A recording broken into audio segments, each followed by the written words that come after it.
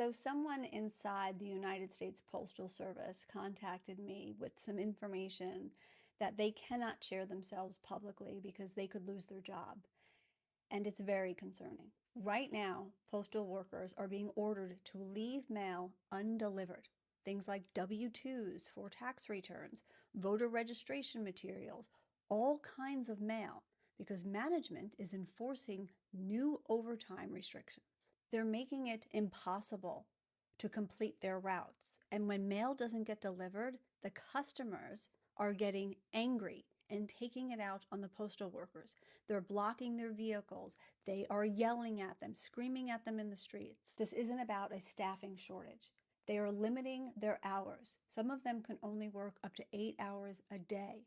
No overtime, no exceptions. In some districts, entire zip codes are being skipped. Not delivered, not even attempted. And conveniently, some of these districts happen to be in Democrat-leading areas. The National Association of Letter Carriers is about to negotiate their contract for better working conditions and better pay, and they do have a protest that is coming up.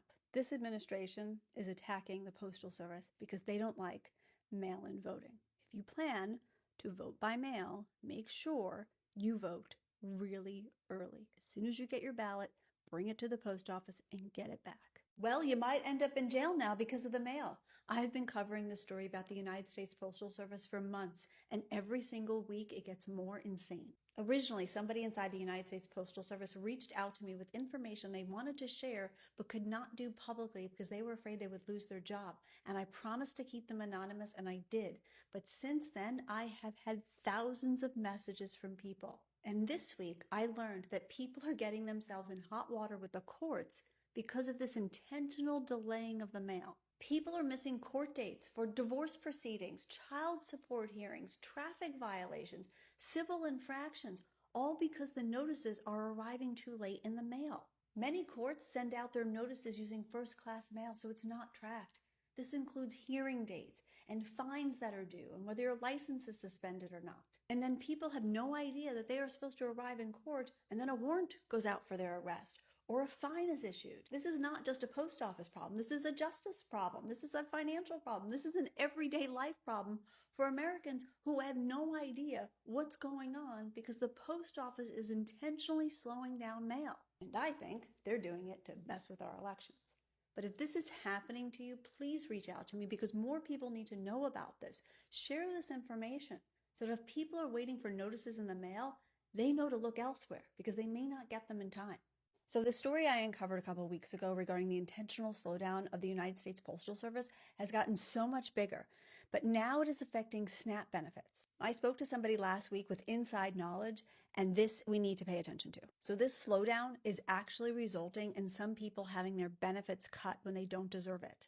So you'll remember in the Big Beautiful Bill, they changed the rules so that you have to recertify your SNAP benefits every 6 months. Because of this slowdown, some people are receiving their paperwork in the mail after the due date. So some of the people who had to file their paperwork by the 15th of February did not receive their paperwork until the 25th. So even if they start the process right then and there, their benefits will be delayed.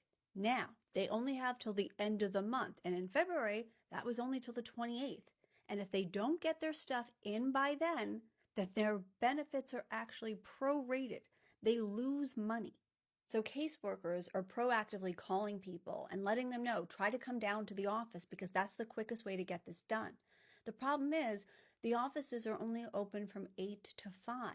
And most of the people on SNAP benefits are either working or taking care of someone who is disabled. So if you or someone that you know is on SNAP benefits, tell them not to wait for the letter to come in the mail. Contact your local DSS office. You can either go in person and fill it out right there. You can call them on the phone or you can do it online. But if you rely on these SNAP benefits, putting it in the mail could delay or decrease the amount of benefits you get. I am going to continue to cover this story because people are contacting me every day. So please follow and share this information.